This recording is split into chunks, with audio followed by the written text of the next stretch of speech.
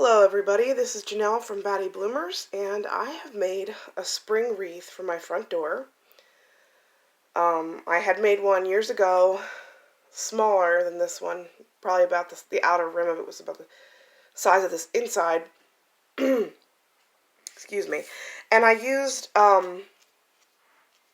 sparkly styrofoam eggs from the dollar store, and I liked it for a lot of years, but I kind of got sick of it. And I'm kind of, my style is sort of evolving, and I don't like using fake things as much as I maybe once did, like fake flowers and things. So I tried to go all natural with this. I do have it propped up on a vase, so that flower back there is not part of this. But, so I'll just show you what I used. I had this grapevine out in my cottage that I zip tied it in a couple of places, and then I put sheet moss over the zip ties that I used. And I also bought some reindeer moss, the lime colored reindeer moss, and I just stuck that in some little pieces of sheet moss around the top. And then there's also a large piece of sheet moss here, and some more reindeer moss. And then there's a variety of flowers that I've dried, and I'll go through what they all are. I also have some Spanish moss that I used as kind of a nest.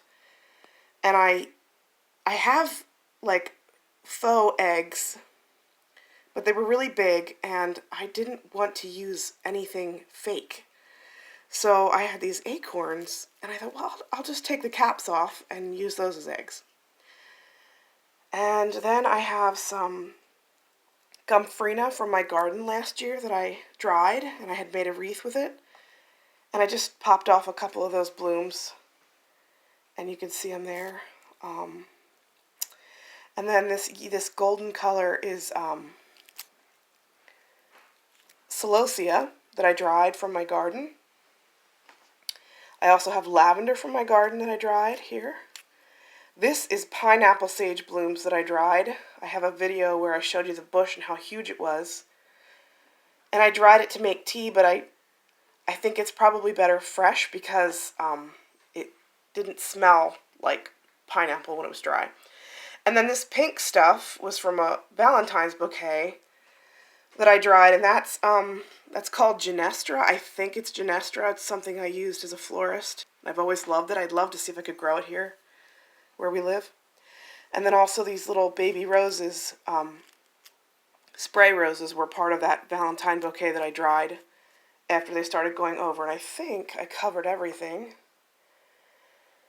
in the wreath, and I still have a winter wreath out on my door, and it's time to put a fresh wreath. Now, I don't know how long this will last because my front door is not under a roof. So if it doesn't last, it's no big deal. I'll just redo it because I like to change things up a lot anyway. So I just thought I'd show you a little bit of spring, and I'll show you what it looks like on my door. Okay, here is my front door. It's yellow because it's one of my favorite colors.